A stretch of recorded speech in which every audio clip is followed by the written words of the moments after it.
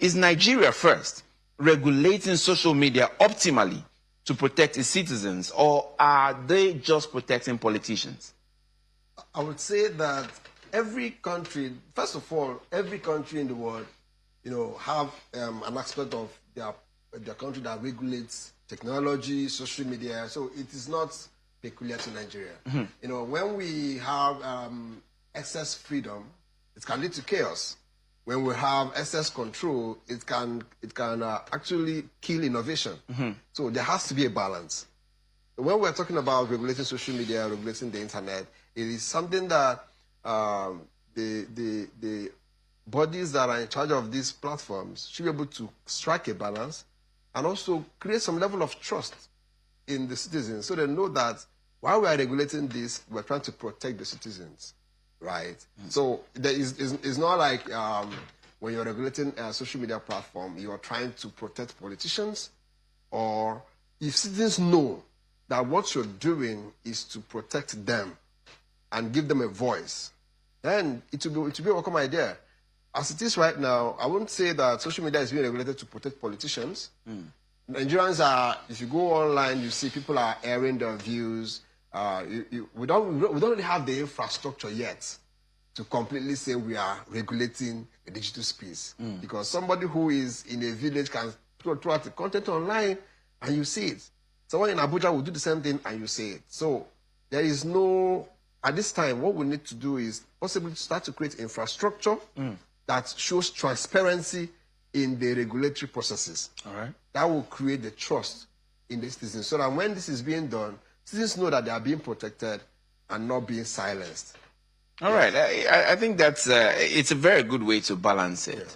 Yeah. But you see, we've now come to a part where it's almost like controversies from various posts, like the Queen Nadia TV, the explicit content from there are the things that are trending. I mean, they trend even faster than our policy debates in most cases. And then the question is, what does Nigeria's digital culture say, looking at what we really look at on social media, how we engage on social media? Are the algorithms rewarding those shock and explicit content ahead of something that has substance? You know that the algorithms are designed to reward reactions. Exactly. So, and reactions are triggered by emotions. So any content that has emotional connection with people triggers their reactions. And once they bet on the content, what happens? The algorithm triggers and spreads the content the more. So most of the content that you call substance, content that has substance, they don't have that emotional connection. So the algorithms are designed to spread whatever people react to. And that's why, if you notice, most people who create content now, content are divided into 3 seconds. The first 3 seconds, if you lose the audience, you've lost them. And that is why most of the people who create ads, what they do is that they ensure that the first few seconds in their ad must capture your attention. Very attention economy. But you see, I mean, I can understand the attention economy. I can understand how you need to be eye-grabbing, right?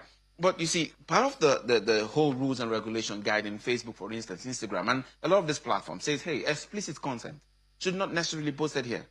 But somehow they just allow it slide, and those guys continue to, just do their thing and make a lot of money, right? But somehow, if you just post something that has to do maybe with a political thing or anything in that line, you're flagged. Why is it that the algorithm does not automatically flag those explicit content? The infrastructure, it falls back to infrastructure. Mm-hmm. If you go to the United Kingdom, the US, there are strict rules and set of standards to content that must be in the public space. In Africa, we don't have that yet. So because of this, there is great exposure. Even if you look at it, people from outside of the country post content and we see it. Some of those content may not be viewable in their region because we don't have control here yet. And that is why we need to start building our own infrastructure, because these platforms you're mentioning are all borrowed infrastructure. We as Africans don't have control over them, right? So it begs the question, what are we doing about structuring our own systems. Before contents are published on our digital spaces, what is the rule? How are we tightening the rule so that only quality content can be shared on our digital spaces, right? It's interesting that you say that, because there are content that you create and they cannot be shown in Europe, they cannot be shown in America. Like you said, their own content can come here. Yes. How then do we break that? How do we break that dynamics? Because it almost seems like, hey, it's big brother against small brother, right?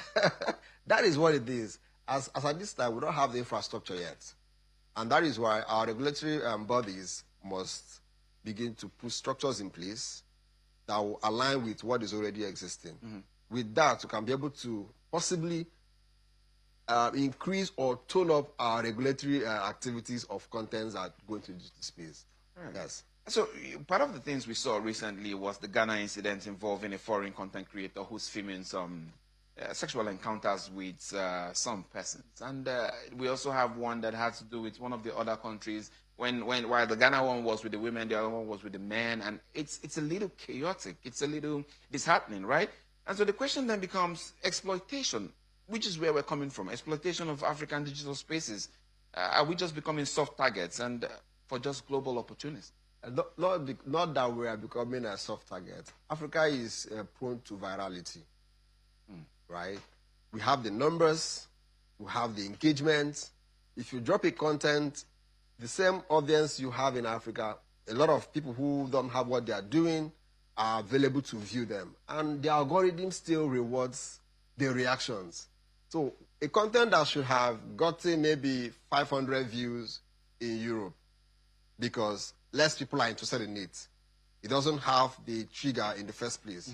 We will land here and you see multiple millions of impressions because reactions are happening. People are commenting, people are reacting, people are liking, people are viewing it, right? So the algorithm is actually what is spreading the content. What does it say about us as a people, about our culture, about our intelligence, about knowledge, about ignorance, about where we are as a people today? I will fall back to the infrastructure.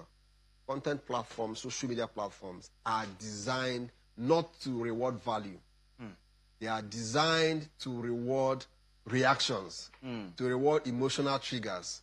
So most people who understand this leverage the emotional connection of people. So it's not just about what the content is. Yes, of course. So once the algorithm sees people are interested in this stuff, it spreads it. That makes it really very dangerous, right? Because most emotionally connected content may not be the educative ones. Exactly. So it now behooves people who have good content of substance to know how to add emotional intelligence into their content to also trigger the algorithm. It's a lot.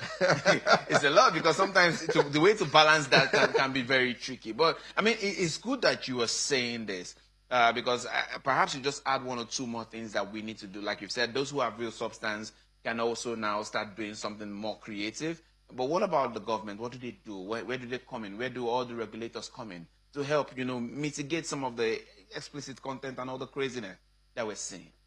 This will have to do with government organizations interfacing with the platform owners at that point. So it's no more government with the people.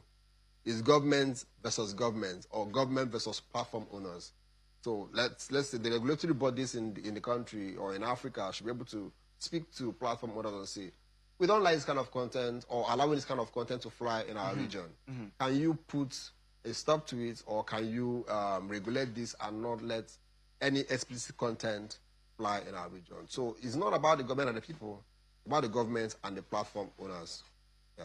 All right. In just a minute before we go on the break, I wanted to ask, we still do not have stars for Nigeria, like Facebook stars per se. It doesn't necessarily work for Nigerians if you're domiciled in Nigeria and all the rest. Is 2026 a year that looks like we can have that dialogue and have more people get some more funds from what they create?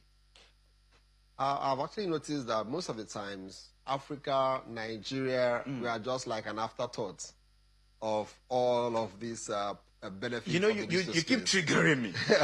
Like an afterthought. But we have the numbers that they want over there. We don't have the infrastructure.